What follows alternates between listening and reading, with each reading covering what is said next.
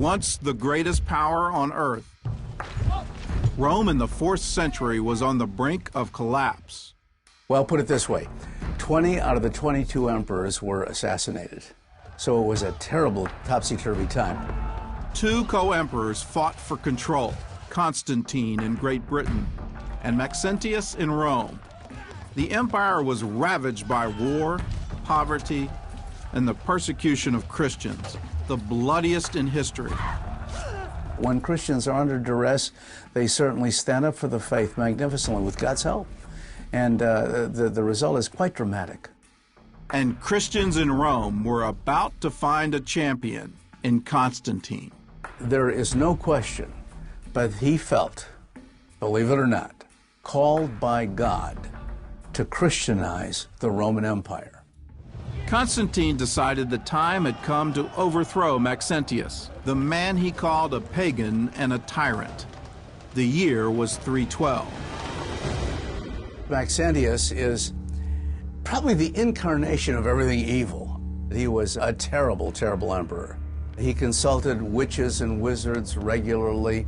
He liked to augur the future by various foul means. One included, this is hard to believe, ripping open the bellies of pregnant women and checking out the fetuses' livers for clues as to tomorrow. Horrible things. Constantine's army battled through Europe, defeating the forces of Maxentius. On October 27th, they were poised to invade the city of Rome. Constantine camped here, 9 miles north of Rome. His army was outnumbered 4-1. So he prayed to God for help. And here in this field, he had a vision that changed the course of history.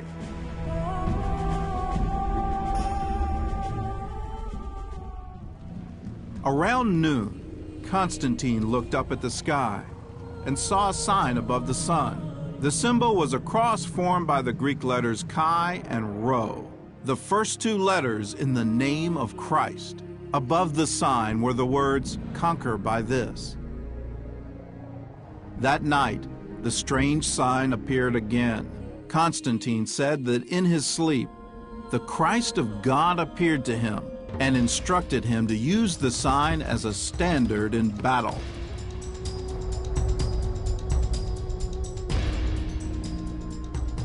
The next morning, Constantine ordered his soldiers to mark the symbol on their shields, and under the sign of the cross, they headed for Rome.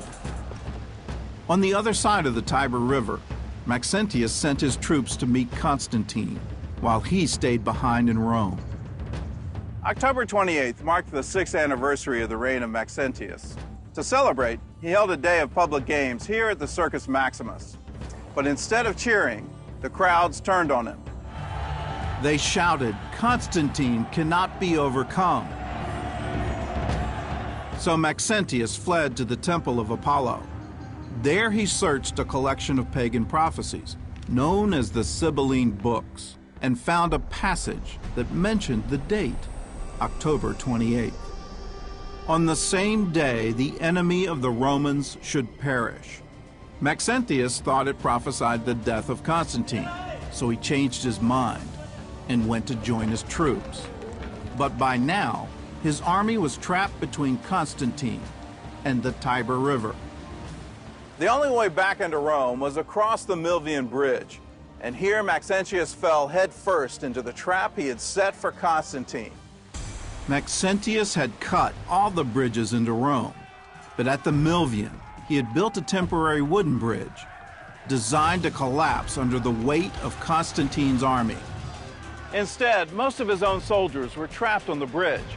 When it collapsed, many of them drowned, and the rest were taken prisoner. Maxentius himself drowned after jumping into the river.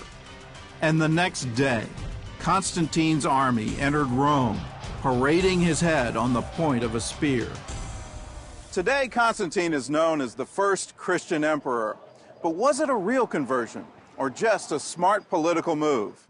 There may have been political benefits for Constantine to do that. I've never understood why he must be only a totally sincere Christian convert or only a calculating politician. There could have been a little of both involved. As emperor, Constantine remained the head of Rome's pagan priesthood, and his coins bore the image of the Roman sun god, Sol Invictus. He also declared a national day of rest on the Roman day of the sun. There's no question that Constantine was somewhat of a mixed Christian when it came to controlling the empire. He said, look, we're in a transition period. Please understand that I am emperor of all of the Romans, including the pagan Romans, so give me a little time and we'll phase these out. And he did. The true extent of Constantine's conversion is debatable, but his influence on Christianity is undeniable. Within a year, he and his co-emperor issued an edict of toleration. They granted permission for all religions to worship freely and ordered the return of property seized from persecuted Christians. This was a dramatic move. When Constantine was converted, it was at a time when only 10% of the Roman Empire was Christian. At the end of the 300s, 95% of Rome was Christian. Less than 400 years after the death of Christ, his followers had become the most influential religious group in Rome, and with this sign, Christianity had conquered the Roman Empire.